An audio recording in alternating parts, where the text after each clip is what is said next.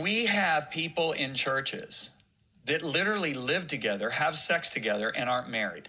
We have people in churches that literally believe homosexuality is something that God is okay with. Yeah. When God says all throughout the scripture that it's something that is unnatural and it's a result of when people walk away from God, not come close to him. Okay? We've got people that are in the church. We're seeing that 67% of the men that attend church regularly watch pornography regularly. Jesus said, if you look at a woman to lust after her, you've committed adultery in the heart. Yeah. You know, I'd like to say that life under the law was easier than life under the grace as far as standard expected. Now, let me make this very clear. Life under grace is a much better covenant because we're empowered to live godly from the inside, all right? Under the law, they were just proving the fact that man could never live good enough to earn a relationship with God. And so under the law, to commit adultery, you had to actually jump in bed with a woman. That's was their mentality. Yeah. Jesus comes along and says, look, I'm here to deal with your inward man. I'm here to deal with your motives, your thoughts, your heart, because from the heart is where evil thoughts come, sexual immorality, perversion, right?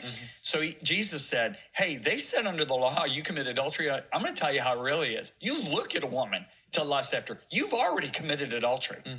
So in other words, Jesus kind of tightened it up. He did the delete on the playlist, okay? And so I love that example. And so these guys are going to come along and they're going to allude, hey, it's okay. We got the grace of God. Hey, we're all men. We're all women. We got needs. We have desires.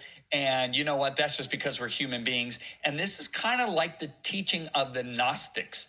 The Gnostics, who Peter and Jude were addressing, a lot of people believe, a lot of Bible theologians believe, they separated the flesh and the spirit. They said, hey, look, there's nothing good in the flesh. So we're all a bunch of losers. We're all going to sleep around. We're going to have homosexual relationships. We're going to do all this stuff because we just can't. We can't. But Jesus redeemed our spirits. So when we get out of this body, we're going to be okay. Yeah. And what they were teaching in error, because Paul came along and preached the truth, and Paul said, hey, listen, God has given you by his grace, his divine nature. Peter preached this as well.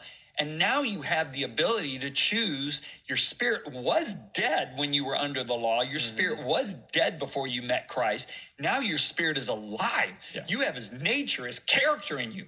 And they emphasize that, to live by that. You have the choice. That's why Paul says he who lives in the spirit should walk according to the spirit.